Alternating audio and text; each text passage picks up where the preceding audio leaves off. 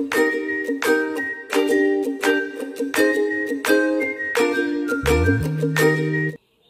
My dear students, ಈ ಒಂದು ವಿಡಿಯೋದಲ್ಲಿ ನಾವು ವಿಲಿಯಂ ಫಾಲ್ಕ್ನರ್ ಅಮೆರಿಕನ್ ರೈಟರ್ ಅವರ ಒಂದು ಶಾರ್ಟ್ ಸ್ಟೋರಿ ಡ್ರೈ ಸೆಪ್ಟೆಂಬರ್, ಈ ಒಂದು ಶಾರ್ಟ್ ಸ್ಟೋರಿಯ ಕನ್ನಡದ ಸರಳವಾದಂತಹ ಒಂದು ಎಕ್ಸ್ಪ್ಲನೇಷನನ್ನು ನೋಡ್ತಾ ಸಾಗೋಣ. ಈ ಒಂದು ಶಾರ್ಟ್ ಸ್ಟೋರಿಯು ಬೇಸಾಗಿರ್ತಕ್ಕಂಥದ್ದು ರೇಸಿಸಮ್ ಮೀನ್ಸ್ ವರ್ಣಭೇದ, ಕಪ್ಪು ಮತ್ತು ಬಿಳಿ ಜನರ ಒಂದು ಕಥೆಯನ್ನು ಒಳಗೊಂಡಿದೆ. ಇಲ್ಲಿ ಬಿಳಿ ಜನರು ಆ ಕಪ್ಪು ಬಣ್ಣದ ಒಬ್ಬ ವ್ಯಕ್ತಿಯನ್ನು ಕೊಲೆ ಮಾಡ್ತಕ್ಕಂತಹ ಒಂದು ಸ್ಟೋರಿ ಆಗಿರುತ್ತೆ. ಬನ್ನಿ ಈ ಶಾರ್ಟ್ ಸ್ಟೋರಿಯ ಕನ್ನಡದ ಒಂದು ಎಕ್ಸ್ಪ್ಲನೇಷನನ್ನು ನೋಡೋಣ. ಈ ಒಂದು ಡ್ರೈ ಸೆಪ್ಟೆಂಬರ್ ಅಂತಕ್ಕಂತಹ ಸ್ಟೋರಿ ಸ್ಟಾರ್ಟ್ ಆಗ್ತಕ್ಕಂಥದ್ದು ಸೌತರ್ನ್ ಯುನೈಟೆಡ್ ಅಮೇರಿಕಾದಲ್ಲಿ, ಅಂದರೆ ಈ ಒಂದು ದಕ್ಷಿಣ ಯುನೈಟೆಡ್ ಸ್ಟೇಟ್ಸ್ನಲ್ಲಿ ಈ ಒಂದು ಕತೆ ಪ್ರಾರಂಭ ಆಗುತ್ತೆ. ಅದು ಸೆಪ್ಟೆಂಬರ್ ತಿಂಗಳು. ಸುಮಾರು 2 ತಿಂಗಳ ಕಾಲದಿಂದ ಅಲ್ಲಿ ಮಳೆಯಾಗಿರೋದಿಲ್ಲ, ಅಂದರೆ ಒಂದು 62 ಡೇಸ್ ಅಂತ ಹೇಳಿದ್ದಾರೆ. 62 ಡೇಸ್ನಿಂದ ಅಲ್ಲಿ ಮಳೆ ಆಗಿರೋದಿಲ್ಲ, ತುಂಬ ಡ್ರೈ ಸೆಪ್ಟೆಂಬರ್ ಆಗಿದೆ. ಅಲ್ಲಿ ಒಂದು ಯುವಕರ ಗುಂಪು ಒಂದು ಬಾರ್ಬರ್ ಶಾಪ್ನಲ್ಲಿ ಕುಳಿತು ಆ ಒಂದು ಲೋಕಲ್ನಲ್ಲಿ ನಡೆದಿರ್ತಕ್ಕಂಥ ಒಂದು ಘಟನೆಯ ಬಗ್ಗೆ ಅವರು ಡಿಸ್ಕಸ್ ಮಾಡ್ತಾ ಇದ್ದಾರೆ. ಆ ಒಂದು ಸಿಟಿಯಲ್ಲಿರ್ತಕ್ಕಂತಹ ಮಿಸ್ ಮಿನ್ನಿ ಕೂಪರ್ ಒಬ್ಬ ಮಹಿಳೆ, ಆ ಮಹಿಳೆಯ ಬಗ್ಗೆ ಡಿಸ್ಕಷನನ್ನು ಮಾಡ್ತಾ ಇದ್ದಾರೆ. ಆ ಯುವಕರೆಲ್ಲ ಬಿಳಿ ವರ್ಣದ ಯುವಕರು, ವೈಟ್ ಅಮೇರಿಕನ್ಸ್ ಆಗಿದ್ದಾರೆ. ಮಿಸ್ ಮಿನ್ನಿ ಕೂಪರ್ ಒಂದು ಕಂಪ್ಲೇಂಟನ್ನು ಮಾಡಿರ್ತಾಳೆ. ಏನಪ್ಪ ಅಂದರೆ, ಒಬ್ಬ ಬ್ಲ್ಯಾಕ್ ಮ್ಯಾನ್ ವಿಲ್ಲಿ ಮೇಯ್ಸ್ ಅಂತಕ್ಕಂಥವನು ತನ್ನ ಒಂದು ಮೇಲೆ ಒಂದು ಅಟ್ಯಾಕನ್ನು ಮಾಡಿದ್ದಾನೆ, ಒಂದು ಅಲೆಜ್ ಆಗಿದೆ ಅಂತಕ್ಕಂಥದ್ದನ್ನು ಹೇಳ್ತಾ ಇದ್ದಾಳೆ. ಸೊ ಈ ವಿಷಯವನ್ನು ಆ ಗ್ರೂಪ್ ಆಫ್ ಯಂಗ್ ಮ್ಯಾನ್ ಏನು ಮಾಡ್ತಾರೆ, ಬಾರ್ಬರ್ ಶಾಪ್ನಲ್ಲಿ ಕುಳಿತು ಡಿಸ್ಕಸ್ ಮಾಡ್ತಾ ಇದ್ದಾರೆ. ಮಿಸ್ ಮಿನ್ನಿ ಕೂಪರ್ ಒಬ್ಬ ವೈಟ್ ವುಮೆನ್ ಆಗಿದ್ದು, ಆ ವಿಲ್ ಮೇಯ್ಸ್ ಅಂತಕ್ಕಂಥವನು ಬ್ಲ್ಯಾಕ್ ಅಮೇರಿಕನ್ ಆಗಿದ್ದಾನೆ. ಆತ ಇವಳ ಬಗ್ಗೆ ಒಂದು ಹಲ್ಲೆ ಮಾಡಿದ್ದಾನೆ ಅಥವಾ ಇವಳನ್ನು ಒಂದು ರೀತಿ ರೇಗಿಸಿದ್ದಾನೆ, ಅವಳ ಮೇಲೆ ಒಂದು ರೀತಿ ಬಲಾತ್ಕಾರ ಆಗಿದೆ ಅಂತಕ್ಕಂಥ ರೀತಿಯಲ್ಲಿ ಇವರು ಡಿಸ್ಕಸ್ ಮಾಡ್ತಾ ಇದ್ದಾರೆ. ಆ ಡಿಸ್ಕಷನನ್ನು ಕೇಳಿಸ್ಕೊಂಡಂತಹ ಬಾರ್ಬರ್ ಶಾಪ್ನ ಬಾರ್ಬರ್ ಏನು ಮಾಡ್ತಾನೆ, ಆತ ಹೇಳ್ತಾನೆ, ನೋ ಇದು ಇಲ್ಲ, ಯಾಕಂದರೆ ಆ ವಿಲ್ ಮೇಯ್ಸ್ ಬಗ್ಗೆ ನನಗೆ ಚೆನ್ನಾಗಿ ಗೊತ್ತಿದೆ, ಆತ ಈ ರೀತಿ ಮಾಡಿರೋದಿಲ್ಲ, ಆತ ನನಗೆ ಪರಿಚಯಸ್ಥ ವ್ಯಕ್ತಿ, ಈ ಒಂದು ಕೆಲಸ ಆತ ಮಾಡಿರೋದಿಲ್ಲ ಅಂಥೇಳಿ ಆ ವಿಲ್ ಮೇಯ್ಸ್ ಬ್ಲ್ಯಾಕ್ ಅಮೇರಿಕನ್ನ ಒಂದು ಸಪೋರ್ಟನ್ನು ಮಾಡ್ತಾನೆ. ಆದರೆ ಅಲ್ಲಿ ಕುಳಿತಿರ್ತಕ್ಕಂತಹ ಆ ಯುವಕರ ಗುಂಪು ಅದನ್ನು ಒಪ್ಪೋದಿಲ್ಲ. ಅದರಲ್ಲೂ ಸಹ ಒಬ್ಬ ಯುವಕ ಬಟ್ಚ್ ಅಂತಕ್ಕಂಥ ಯುವಕ ಏನು ಮಾಡ್ತಾನೆ, ತುಂಬ ಕೋಪ ಮಾಡ್ಕೋತಾನೆ. ಈ ಒಬ್ಬ ಬಾರ್ಬರ್ ಏನು ಮಾಡ್ತಾ ಇದ್ದಾನೆ, ಆ ಒಂದು ಕಪ್ಪು ವ್ಯಕ್ತಿಯನ್ನು ಸಪೋರ್ಟ್ ಮಾಡ್ತಾ ಇದ್ದಾನೆ, ಇವನು ಸಹ ನಮ್ಮ ಈ ಬಿಳಿಯರ ಪರವಾಗಿಲ್ಲ ಅಂತಕ್ಕಂಥದ್ದನ್ನು ಆರೋಪ ಮಾಡ್ತಾನೆ. ಇಲ್ಲಿ ಆ ಬಟ್ಚ್ ಸಪೋರ್ಟ್ಗೆ ಇನ್ನೊಬ್ಬ ವ್ಯಕ್ತಿ ಜಾಯ್ನ್ ಆಗ್ತಾನೆ, ಮೆಕ್ಲಂಡನ್. ಆ ಮೆಕ್ಲಂಡನ್ ಸಹ ಏನು ಮಾಡ್ತಾನೆ, ಆ ಬಾರ್ಬರ್ ಶಾಪ್ಗೆ ಬಂದು ಆತ ಕೂಡ ಏನು ಮಾಡ್ತಾನೆ, ಬಟ್ಚ್ ಹೇಳ್ತಕ್ಕಂಥದ್ದು ಸರಿಯಾಗಿದೆ, ಆ ಕ್ಷೌರಿಕ ಏನು ಮಾಡ್ತಾ ಇದ್ದಾನೆ, ಬ್ಲ್ಯಾಕ್ ಅಮೇರಿಕನ್ಗೆ ಸಪೋರ್ಟ್ ಮಾಡ್ತಾ ಇದ್ದಾನೆ ಅಂತಕ್ಕಂಥದ್ದನ್ನು ವ್ಯಕ್ತಪಡಿಸ್ತಾನೆ. ಆ ಯುವಕರೆಲ್ಲ ಸೇರಿ ಏನು ಮಾಡ್ತಾರೆ, ಒಂದು ಪ್ಲ್ಯಾನನ್ನು ಮಾಡ್ತಾರೆ. ಅವರೆಲ್ಲ ಏನು ಮಾಡ್ತಾರೆ, ಏನಾದರೂ ಮಾಡಿ ಆ ಒಂದು ಬ್ಲ್ಯಾಕ್ ಅಮೇರಿಕನ್ಗೆ ಒಂದು ಪಾಠ ಕಲಿಸ್ಬೇಕು ಅಂತಕ್ಕಂತಹ ಒಂದು ಪ್ಲ್ಯಾನನ್ನು ಮಾಡ್ಕೋತಾರೆ. ಆದರೆ ಆ ಪುರುಷರಲ್ಲಿ ಇನ್ನೊಬ್ಬ, ಅಲ್ಲಿ ಕುರಿತಿರ್ತಕ್ಕಂತಹ ಯುವಕರಲ್ಲಿ ಇನ್ನೊಬ್ಬ ಹೇಳ್ತಾನೆ, ಮಿನ್ನಿ ಕೂಪರ್, ಈಕೆ ಒಂದು ರೀತಿ ಅವಳ ಕ್ಯಾರೆಕ್ಟರ್ ಸರಿ ಇಲ್ಲ, ಆಕೆ ಈ ರೀತಿ ಗಂಡಸರ ಮೇಲೆ ಆರೋಪ ಮಾಡ್ತಕ್ಕಂಥದ್ದು ಜಾಸ್ತಿ ಇದೆ, ಬಹಳಷ್ಟು ಬಾರಿ ಈ ರೀತಿ ಮಾಡಿದ್ದಾಳೆ, ಮೇ ಬಿ ಇದು ಒಂದು ಫಾಲ್ಸ್ ಕಂಪ್ಲೇಂಟ್ ಆಗಿರ್ಬೋದು, ಸುಮ್ಮನೆ ಅವಳು ಆ ರೀತಿ ಹೇಳಿರ್ಬೋದು, ಈ ರೀತಿ ಅವಳು ಬಹಳಷ್ಟು ಬಾರಿ ಮಾಡಿದ್ದಾಳೆ ಅಂತಕ್ಕಂಥದ್ದನ್ನು ಆತ ಹೇಳ್ತಾನೆ.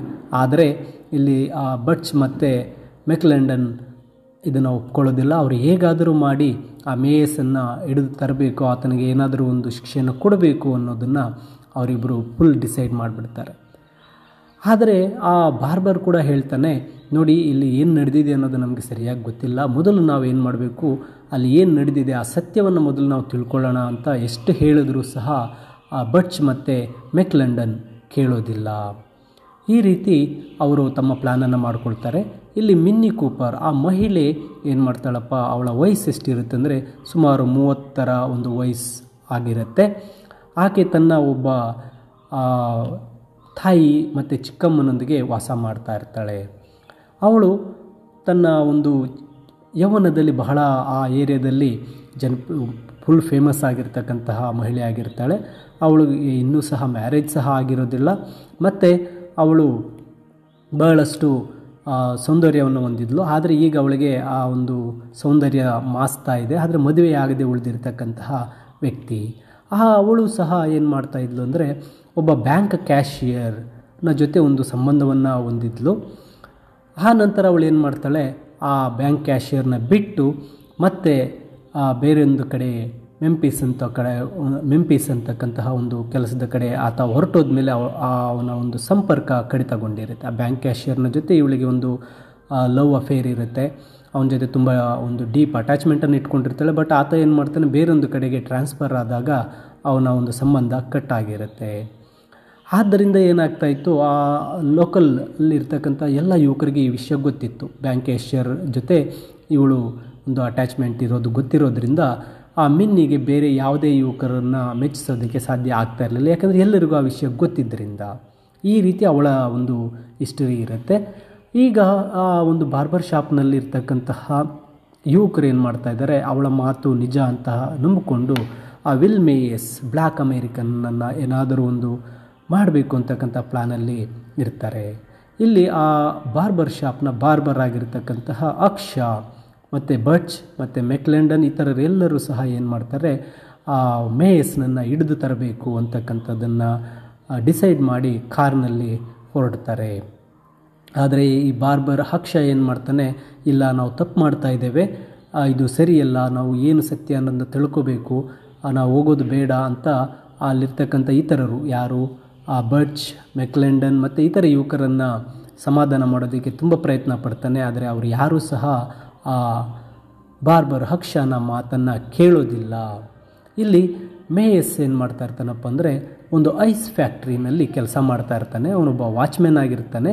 ಇವರೆಲ್ಲ ಕಾರ್ನಲ್ಲಿ ಏನು ಮಾಡ್ತಾರೆ, ಆ ಒಂದು ಐಸ್ ಫ್ಯಾಕ್ಟ್ರಿಗೆ ಬರ್ತಾರೆ. ಬಂದವರೇ ಏನು ಮಾಡ್ತಾರೆ, ಆ ಮೇಯಸ್ ಬ್ಲ್ಯಾಕ್ ಅಮೇರಿಕನನ್ನು ಹಿಡಿದು ಅವನ ಕೈಗಳನ್ನು ಕಟ್ತಾರೆ ಅಥವಾ ಅವನ ಕೈಗಳಿಗೆ ಒಂದು ಬೇಡಿಗಳನ್ನು ಹಾಕಿ ಅವನನ್ನು ಬಲವಂತವಾಗಿ ಏನು ಮಾಡ್ತಾರೆ, ಆ ಕಾರಿಗೆ ತೆಗೆದುಕೊಂಡು ಬರ್ತಾರೆ. ನಂತರ ಆತ ಅದಕ್ಕೆ ಒಪ್ಪೋದಿಲ್ಲ. ಆದರೂ ಸಹ ಆತನನ್ನು ಎಳೆದು ಕಾರಿಗೆ ತರ್ತಾರೆ. ತನ್ನನ್ನು ಎಲ್ಲಿಗೆ ಕರ್ಕೊಂಡು ಹೋಗ್ತಾ ಇದ್ದೀರಾ ಅಂತ ಪ್ರಶ್ನೆ ಮಾಡ್ತಾನೆ. ಆದರೆ ಅವರು ಅವನ ಪ್ರಶ್ನೆಗೆ ಏನು ಉತ್ತರ ಕೊಡೋದಿಲ್ಲ. ಅವನನ್ನು ಕಾರ್ನಲ್ಲಿ ಹಾಕಿ ಅವನನ್ನು ಹೊಡೆಯೋಕ್ಕೆ ಪ್ರಾರಂಭಿಸ್ತಾರೆ. ಅವನನ್ನು ಕರ್ಕೊಂಡು ಹೊರಡ್ತಾರೆ. ಈ ರೀತಿ ಅವನನ್ನು ಮೇಯಸ್ನನ್ನು ಕರೆದುಕೊಂಡು ಹೋಗ್ತಾ ಇರಬೇಕಾದ್ರೆ ಈ ಬಾರ್ಬರ್ ಅಕ್ಷ ಏನು ಮಾಡ್ತಾನೆ, ನಾವು ಮಾಡ್ತಾ ಇರೋದು ತಪ್ಪು, ನಾನು ಈ ಒಂದು ಇನ್ಸಿಡೆಂಟ್ ಅಥವಾ ಈ ಒಂದು ಘಟನೆಯಲ್ಲಿ ನಾನು ಪಾಲ್ಗೊಳ್ಳೋಕ್ಕೆ ನನಗಿಷ್ಟ ಇಲ್ಲ, ಆ ವಿಲ್ ಮೇಯಸ್ನನ್ನು ನಾವು ಶಿಕ್ಷೆ ಕೊಡ್ತಾ ಇರೋದು ಸರಿಯಲ್ಲ, ತಪ್ಪು, ನಾನು ಇದಕ್ಕೆ ಒಪ್ಪೋದಿಲ್ಲ, ನನ್ನನ್ನು ಬಿಟ್ಬಿಡಿ ಅಂತ ಹೇಳಿ ಏನು ಮಾಡ್ತಾನೆ, ಕಾರ್ನಿಂದ ಇಳಿಯೋದಕ್ಕೆ ಟ್ರೈ ಮಾಡ್ತಾನೆ.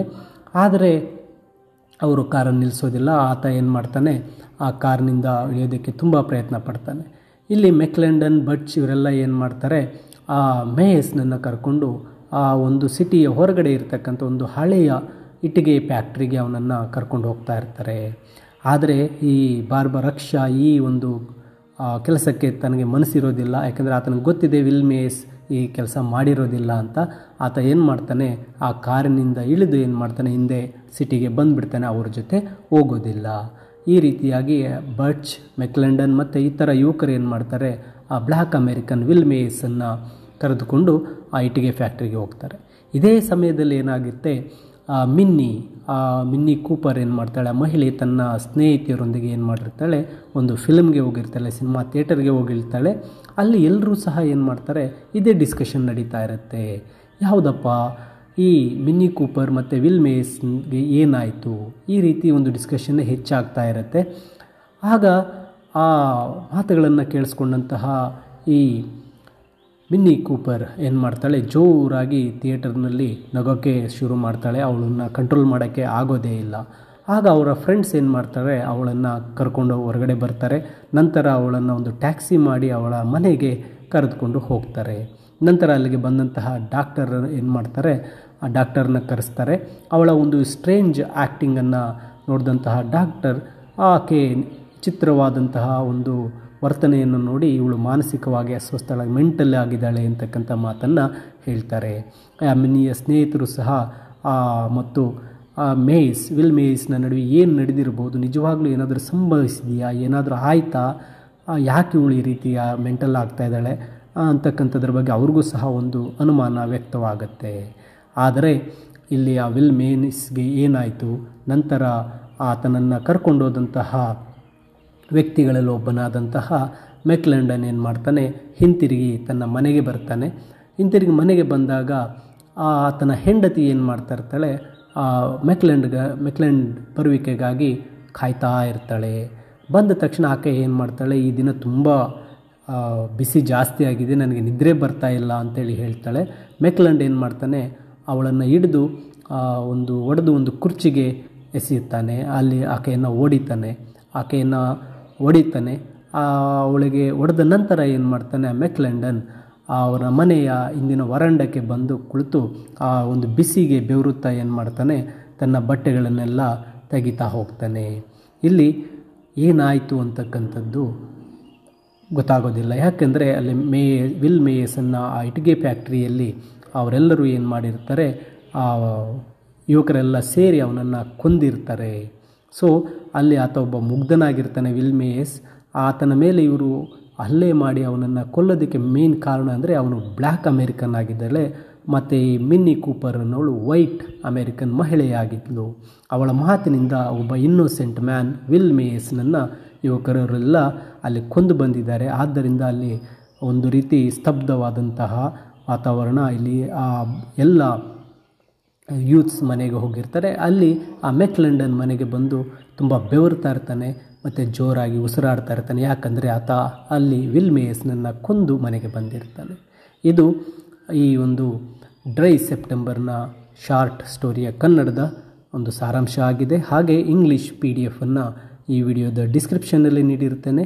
ನೀವು ಆ ಲಿಂಕನ್ನು ಕ್ಲಿಕ್ ಮಾಡಿ ಡೌನ್ಲೋಡ್ ಮಾಡಿಕೊಳ್ಳಬಹುದು. ಹಾಗೆ ಹೆಚ್ಚಿನ ವಿಡಿಯೋಗಳಿಗೆ ತಪ್ಪದೆ ಲರ್ನ್ ಈಸಿಲಿ ಚಾನಲ್ಗೆ ಸಬ್ಸ್ಕ್ರೈಬ್ ಮಾಡಿ, ವಿಡಿಯೋನ ಲೈಕ್ ಮಾಡಿ, ನಿಮ್ಮ ಸ್ನೇಹಿತರಿಗೂ ಶೇರ್ ಮಾಡಿ. ಮುಂದಿನ ವಿಡಿಯೋದಲ್ಲಿ ಭೇಟಿ ಮಾಡೋಣ. ಎಲ್ಲರಿಗೂ ಧನ್ಯವಾದಗಳು.